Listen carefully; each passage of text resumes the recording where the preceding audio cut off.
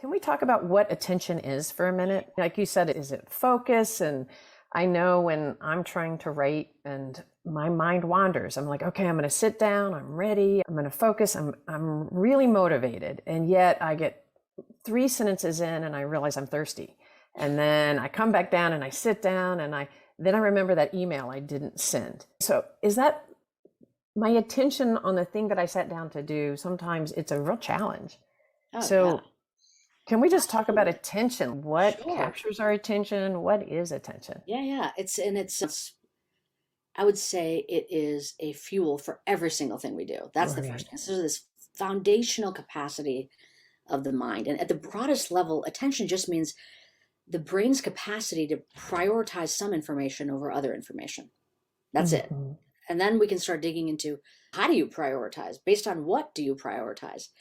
And one way we prioritize some information over other information is based on the information itself. So, Hmm. for example, right now, the information that I want to be attending to is your lovely face and your voice and our conversation, not what's happening outside the door or what's buzzing in my phone, right? That's Right. not the content that I should be focusing on. So, my priority is this content and not other content. That's what we pretty much mean when we say focus.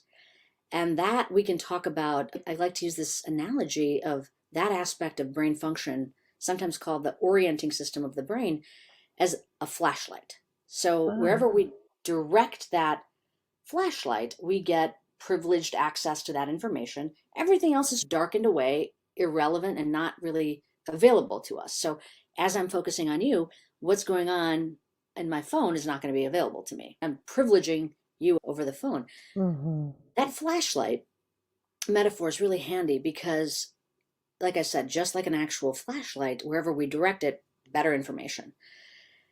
But the flashlight can get yanked. So now let's say my phone buzzes once, I turn off the notification, Right. like I silence it, like stop distracting me. Now if somebody like overpowers my phone, keeps calling me 5 times in a row, let's say I forgot to pick up my daughter and she's trying to get a hold of me, I will take my flashlight and it'll get pulled by this very salient stimuli. Or if the fire alarm goes off in my house, I'm going to get up and leave. I'm not going to just say, no, my goal right now is to focus on Anne's voice. So the flashlight is capable of being directed, but it can also be pulled. So that's an important thing to keep in mind. Also, that it's not just able to be directed and pulled by external content. We can direct the flashlight internally. In fact, we might think of thinking as the flashlight being directed to thought. And linking one thought to the next, what we call thinking, is actually focusing in on certain content and darkening away or really blocking out other content.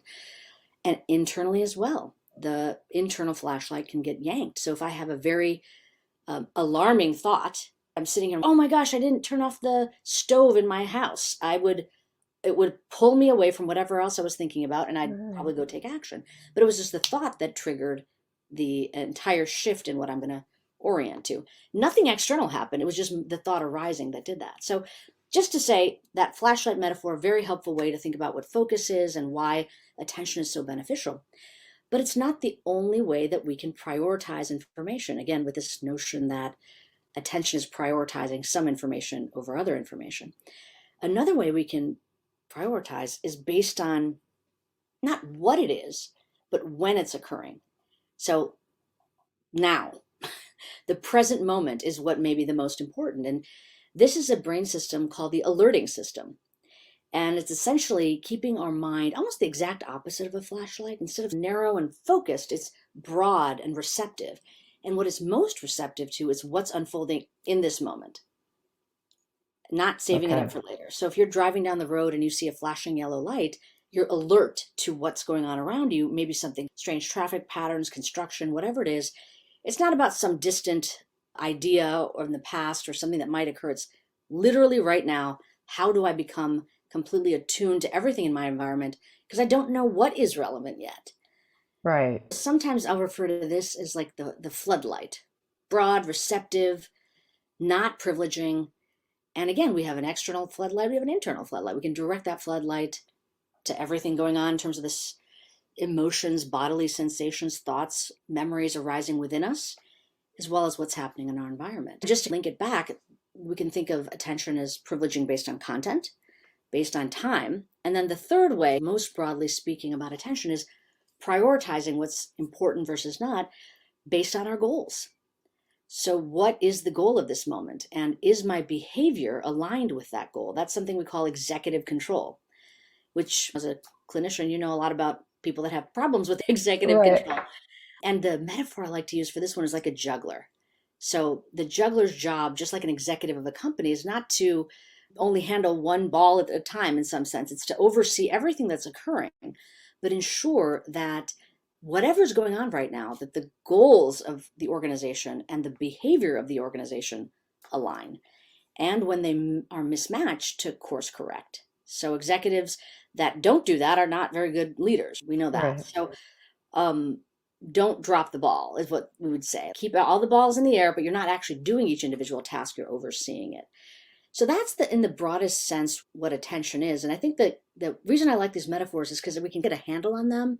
We know from our experience that they are different ways that we pay attention beyond focusing. And there Mhm. are ways in which we engage with our external environment and our own minds that relate to those. So going back to what you were saying about sitting down, having the goal, I'm going to write this email, I'm going to write this report, and then the mind sliding away to whatever, like whatever thirst, important, or idea that might pull you away, and other important things. So things will disrupt and interfere with attention, Mhm. regardless of the system that's in play.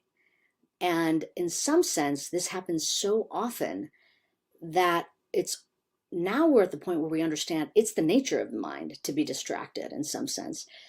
And the number that often comes up is that 50% of our waking moments, our attention is not in the task at hand.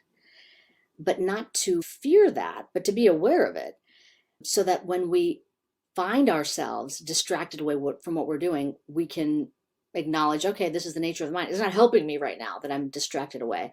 But no need to add a punitive layer on top of that. Like, my mind should not wander. It's like, it will wander. And Right. the reason that whole thing, I'll just one last sentence and then I want to have more of a conversation, not a lecture for you. Mm. The reason that it is so important to me to understand attention and mind wandering, this distractibility of the mind, is that while most of us experience about 50% of our waking moments, for high stress, high demand groups, that number goes up. And when their attention lapses, whether it's a service member, a first responder, or medical professional, truly the consequences could be life or death. Oh, that makes So sense. we really do need to figure out how to help protect those individuals to the vulnerabilities of all of our minds. But for them, it's quite consequential.